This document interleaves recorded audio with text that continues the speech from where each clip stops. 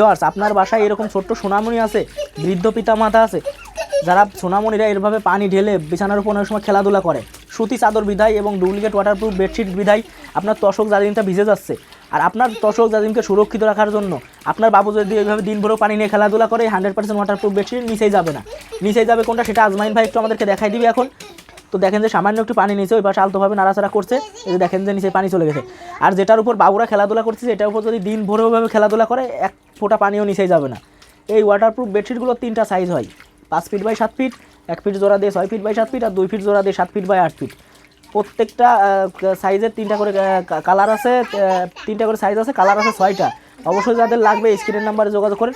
দেখেন যে বাবুরা কীরকম খেলাধুলা করতেছে, দুজন কিন্তু খুবই হাসাহাসি করতেছে, খেলাধুলা করতেছে। এরা কিন্তু একজন আরেকজনকে পালি খুবই উৎসাহ হয়ে যায়, আর তখনই কিন্তু তোশক জাজিমটা পানি ফেলে ভিজাই ফেলে। ওই দেখেন কত জোরে জোরে খেলাধুলা করতেছে, তারপরে কিন্তু ভিজতেছে না। এভাবে আপনার বাসায় যাদের ছোট সোনামণি আছে তারা কিন্তু এগুলো সংগ্রহ করতে পারেন। স্ক্রিনের নাম্বারে দ্রুত যোগাযোগ করেন।